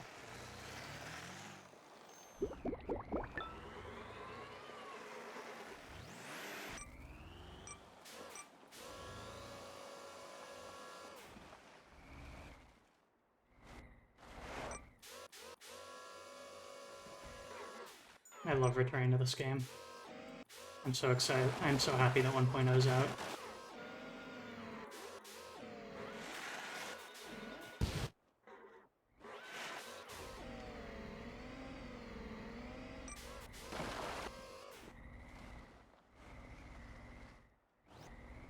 I think we can probably get a better grip on it than this. That's better.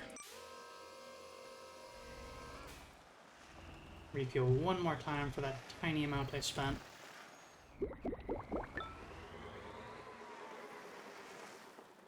And let's fly.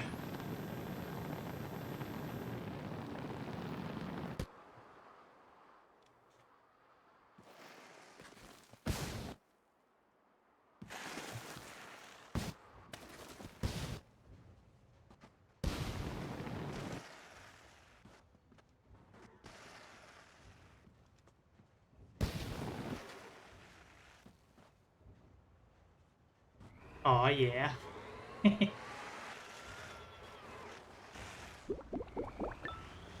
See, you can even see a standard Mars hook right there.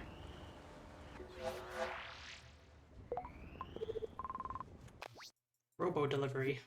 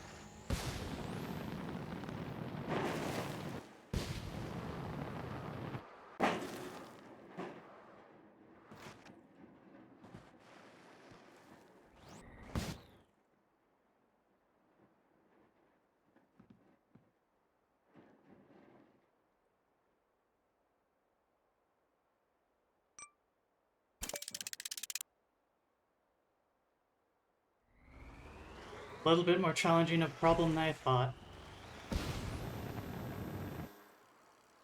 Folks, I think that'll do it for today's stream of Mars First Logistics. I feel like leaving you off with the idea of having a jet engine is a good send-off point here.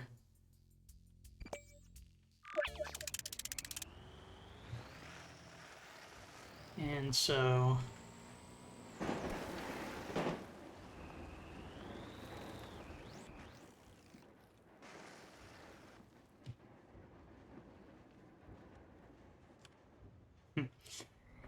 So let's see who we can raid over to, and as always, thank you for joining me. Let's take a look at who's currently live.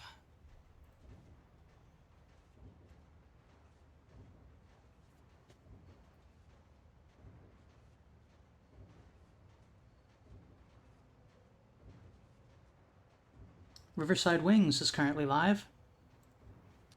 Dr. Nairi. Currently playing Katamari.